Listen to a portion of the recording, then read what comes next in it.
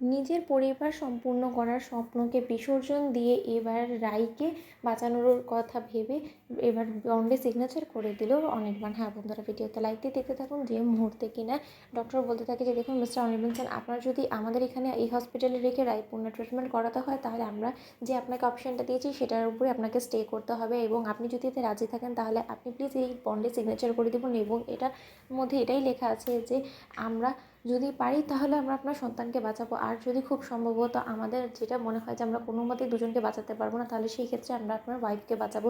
এবার অপশানটা আপনার উপর, আপনি কাকে বাঁচাতে চান। ঠিক সেই মুহূর্তে অনির্বাণের মা বলতে থাকে যে আমি তোমাকে একটা কথা বলে দিয়েছি, এই ডক্টরদের কথা বিন্দুমাত্র তুমি বিশ্বাস করো না, তুমি রায়ের জন্য বেস্ট হসপিটালে ও ট্রিটমেন্ট করাও। আমি তোমাকে বলছি তুমি যে করে হোক না কেন প্রয়োজনে এয়ার অ্যাম্বুলেন্সে করে ওকে মুম্বাই শিফট করো, সেখানে তুমি ওর বেস্ট ট্রিটমেন্টটা করাতে পারবে। এবং কে বলতে পারে সেখানে হয়তো বা রাই এবং ওর সন্তান ওরা দুজনেই সুস্থ হয়ে উঠতে পারে। আমার কথাটা এই যাত্রা অন্তত তুমি অনেক শোনো, তুমি প্লিজ এরকম একটা কোনো রিস্ক নিও না, এরকম ভুলভাল সিদ্ধান্ত নিয়ে নিজের লাইফটাকে হেল্প করে দিও অনির্বাণ। আমি খুব ভালো করে জানি যে তুমি এত দিন ধরে অধীর আগ্রহে বসে আছিলে যে কবে তুমি তোমার সন্তানের মুখ দেখতে পাবে, কবে তুমি ওকে কোলে তুলে নিতে পারবে। আজকে সেই স্বপ্নের এতটা কাছে এসে তুমি তোমার স্বপ্নটাকে এরকম করে বিসর্জন হতে দিও না।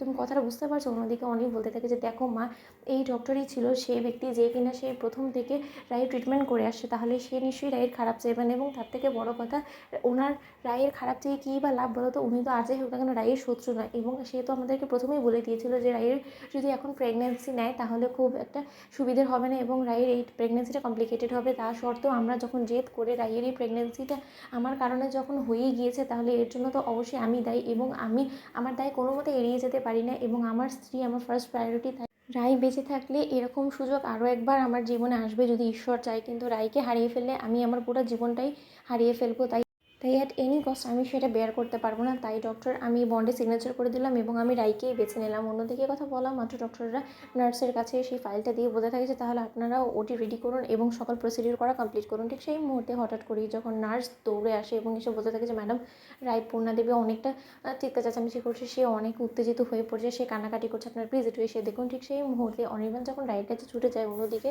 রাই অনির্বাণকে দেখে বলতে থাকে যে অনির্বাণ, তুমি আমার চোখের সামনে থেকে দূর হয়ে যাও, তুমি আমাকে একটা কথা বলো তো, তোমার লজ্জা করছে না? তুমি আমার পারমিশন না নিয়ে তুমি আমার সন্তানকে মেরে ফেলার সিদ্ধান্ত নিয়ে ফেলেছো একা একা। এত বড় আস্পর্ধা তোমাকে কে দিয়েছে বলো তো? আর তার থেকে বড় কথা, আমার সন্তানটা আমার গর্বে, তাই ওর উপরে সর্বপ্রথম অধিকার আমার আছে, তাই আমার পারমিশন ছাড়া তুমি আমার সন্তানকে টার্মিনেট করে দেওয়ার কথা বললেই তো হবে না। এবং ডক্টরসরাই বা কি, আমি তো সেটাই বুঝতে পারছি না। আপনারা আমার কোনো মতো অনুমতি নেওয়ার চেষ্টা করেছেন, আমাকে অজ্ঞান রেখে আপনাদের যা ইচ্ছে আপনারা তাই করছেন। এতগুলো মাস ধরে আমি আমার গর্বে আমার সন্তানকে একটু একটু করে তিলে তিলে বড় করেছি, আমি কি আমার সন্তানকে নিজ হাতে গলা টিপে মেরে ফেলার জন্য এতদিন ধরে ওকে গর্বে রেখেছি? তো বন্ধুরা, লাইক, কমেন্ট, শেয়ার করে সাবস্ক্রাইব করতে ভুলো না।